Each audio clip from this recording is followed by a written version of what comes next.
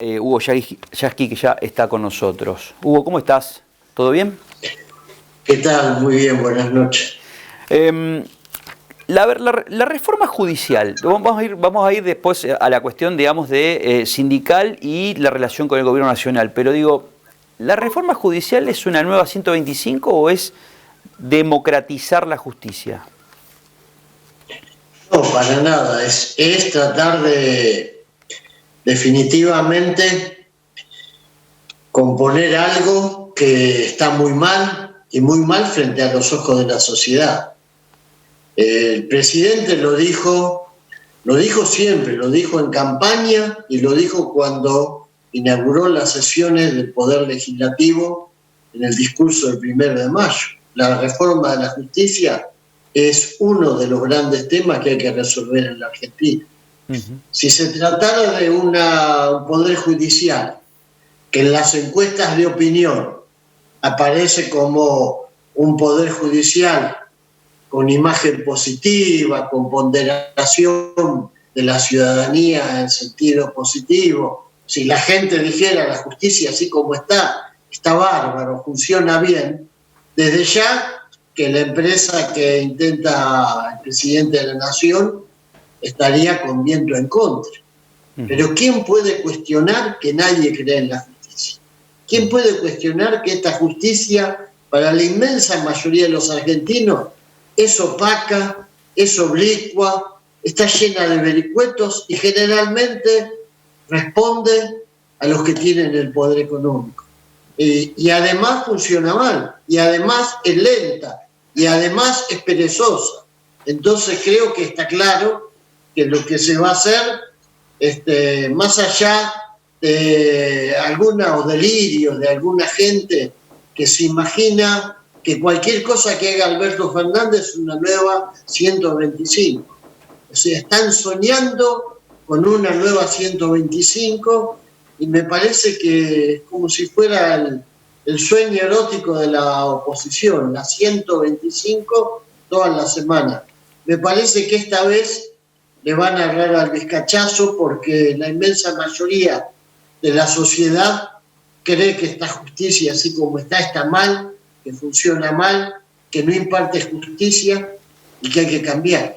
Ahora, bien lo decía el otro día Agustín Rossi sobre cómo lo de la famosa frase hay que bancar al presidente, que también la dijo el Cuervo Larroque.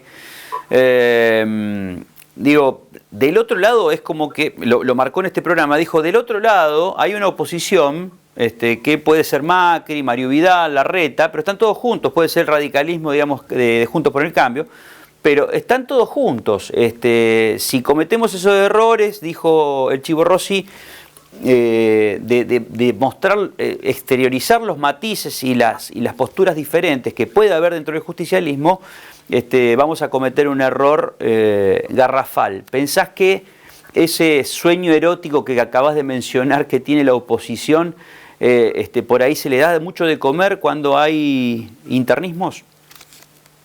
Y yo creo que no hay que hacer ese internismo, porque una cosa es que nosotros podamos discutir criterios, qué sé yo, vengo de una reunión del bloque, se pueden discutir criterios ahí, podemos discutir criterios, distintas miradas en la mesa de acción política del Partido Justicialista, se lo puede hacer al interior de cada una de las fuerzas, pero me parece que es malo cuando los posicionamientos se hacen pensando en operativos de prensa. Eso realmente no nos fortalece. Y lo que dice el Chivo Rossi es cierto. Este es un gobierno que fue desastroso en sus 4 años, pero tan desastroso que nos dejó un país quebrado, endeudado, recesivo, desigual, lleno de gente con hambre.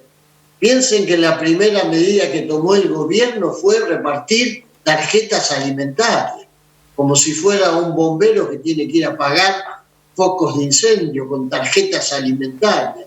Entonces, está claro que si pese a eso obtuvo el 40, un poco más del 40% de los votos es que evidentemente hay un sector de la sociedad que adscribe a ellos hagan lo que hagan, porque peor no lo podrían haber hecho.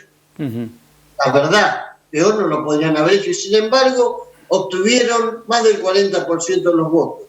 Un voto que claramente es incondicional, por lo tanto no nos tenemos que dormir en los laureles. Creo que tenemos que cuidar y trabajar para la unidad del campo popular, que es la unidad del Frente de Todos.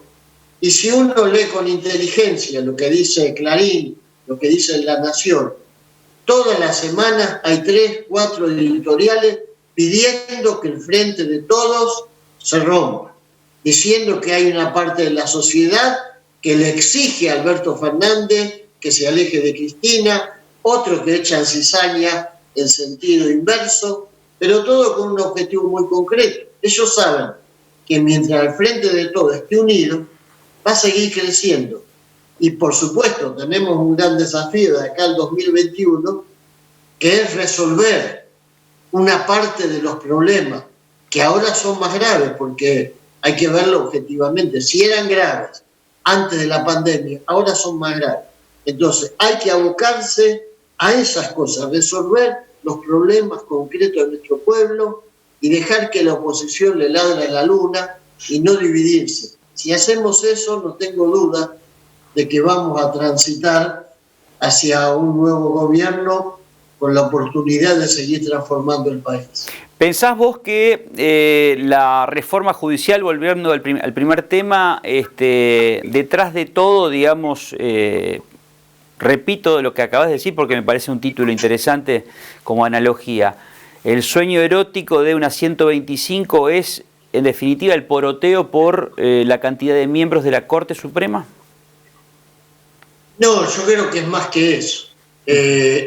El gobierno de Mauricio Macri tuvo en Comodoro Pi una especie de infantería incondicional para cualquier tipo de tarea.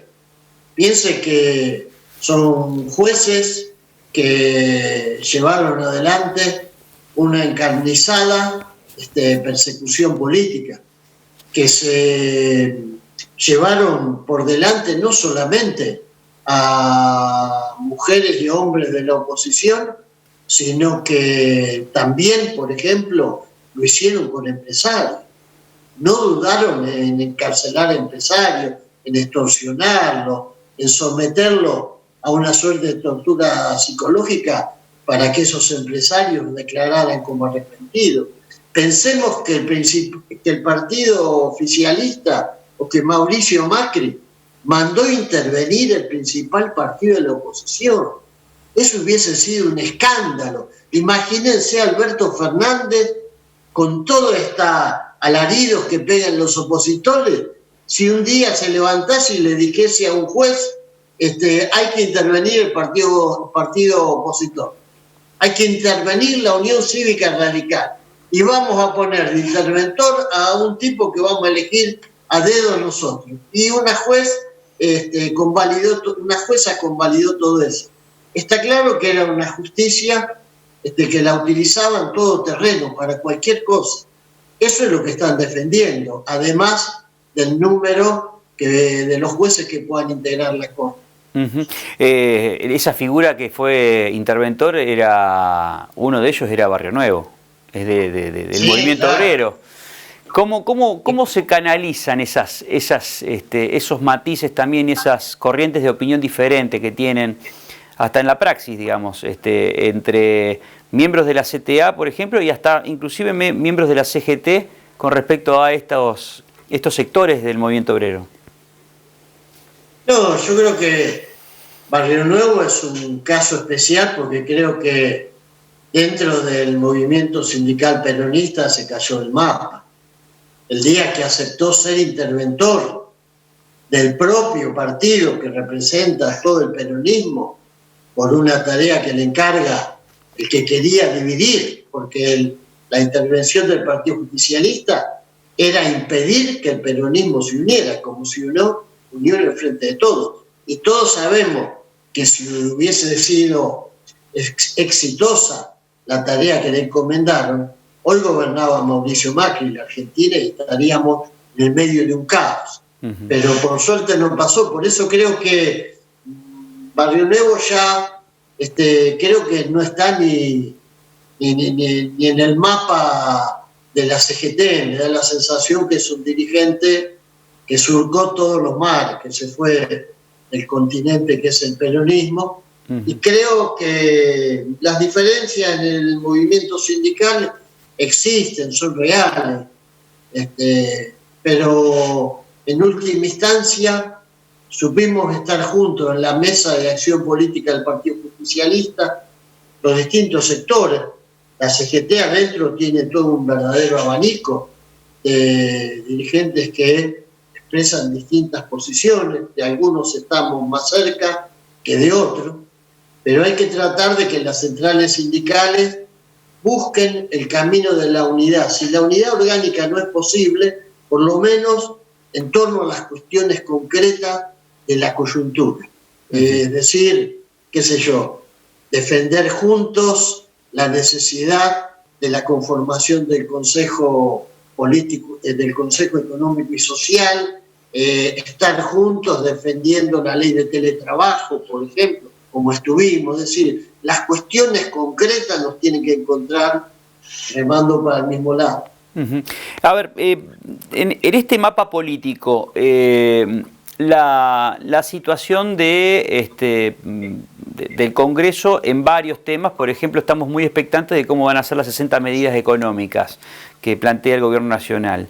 ¿Qué expectativas tenés en cuanto a tus equipos técnicos? ¿Qué te dicen? ¿Qué informes te dan los economistas que son de tu consulta?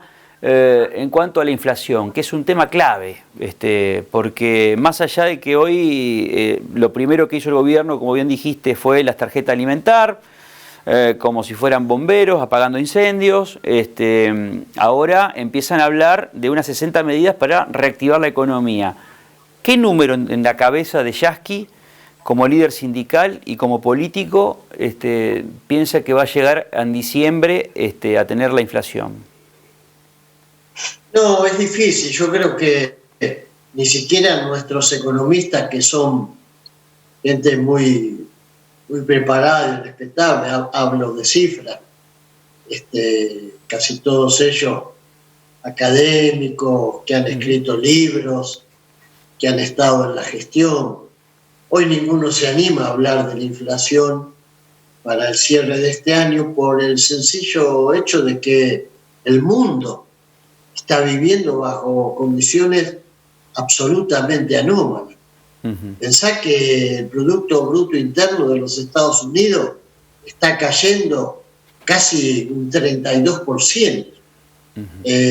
Y todos los cálculos de alguna manera son imprevisibles. Por supuesto, en nuestro caso hay agravantes, como el hecho de que estamos todavía discutiendo el cierre o el default respecto de la deuda externa. Son todos factores que van a tener un peso determinante. Si uno lo dice por lo que pasa en la economía, un país que tiene los niveles de recesión que tiene el nuestro, donde hay un gobierno que está haciendo esfuerzos para mantener las tarifas, por ejemplo, congeladas, evidentemente no tendría por qué tener una inflación de los niveles siderales que teníamos con el presidente Macri. Pero es verdad que en estas condiciones de anomalía es muy difícil aseverar. ¿Y las paritarias?